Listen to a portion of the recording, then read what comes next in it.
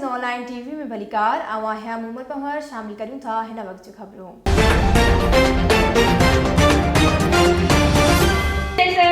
which means surprise.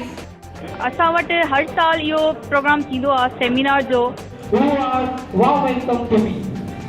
Ranipur सॼे मुल्क में तालीमी इदारनि जे हवाले सां मशहूरु आहे।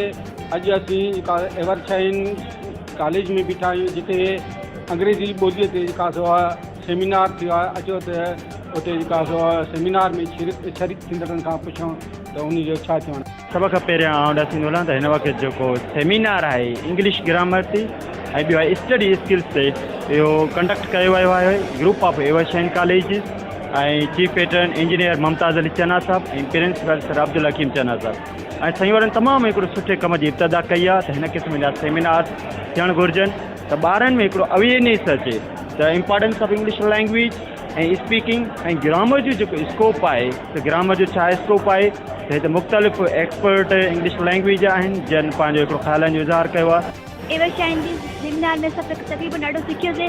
गंबट जा स्टूडेंट अची करे असांखे सेखारनि जी असां जयपुर जो सरकी अब्दुल चना आहे जंहिंजे एवरशाइन स्कूल में एतिरो तमामु सुठो बहितरीनु सेमिनार इंजॉय कयोसीं ऐं असां कुझु शयूं सही सम्झ में आयूं ऐं इन करे वजह सां असांखे कुझु सम्झ में जीअं त हीउ सेमिनार असांजो हिकिड़ी बहितरीनु तमामु ज़बरदस्त शइ आहे। जीअं त विच में कोविड-19 हली हुई जंहिंजे करे असांजा काफ़ी क्लासिस मिस थी विया हुआ, पर हीउ सेमिनार असांजो हिकिड़ी अहिड़ी वाइड शइ आहे जंहिंमें जेकॾहिं तव्हां पूरो साल न पढ़िया हो ऐं जेकॾहिं तव्हां सेमिनार पंहिंजी फुल कंसंट्रेशन सां जेकॾहिं तव्हां वठो था त तव्हां ईअं सम्झो त तव्हां साल जो 50% तव्हां कवर करे छॾियो।